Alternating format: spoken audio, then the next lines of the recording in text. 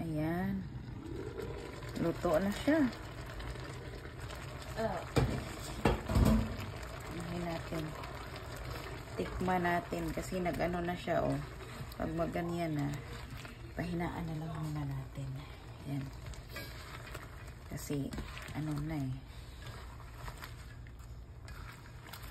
Luto na siya. Hindi ko na to i-overcook kasi pangit yung overcook eh. Ang tigas-tigas nun balatan kapag overcook yung shrimp. Ganyan lang. Tapos lagyan ko siya ng kaunting asukal. No? Tikman natin.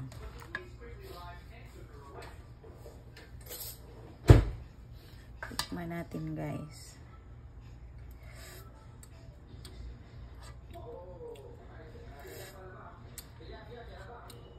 Yun, okay na.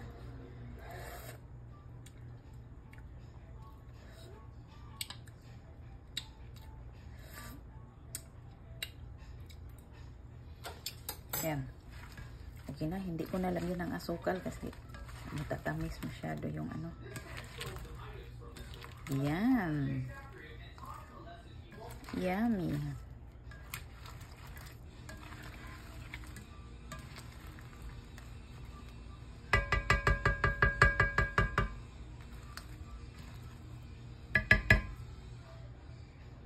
Ayan na guys, luto na. Patayin na natin. Para hindi ma-overcook.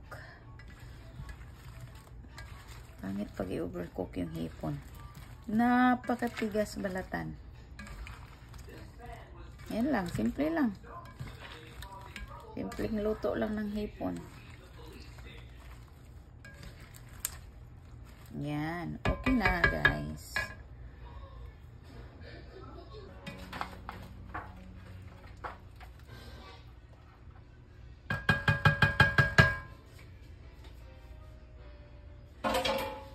Since luto na, ano na natin?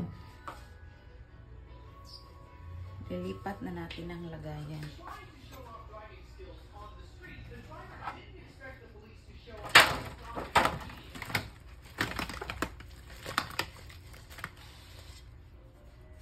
Yan, kasyang-kasya din. Isang ano.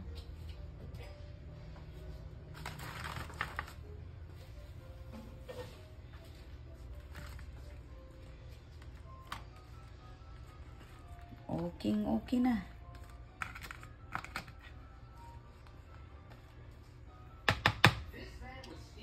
Yan.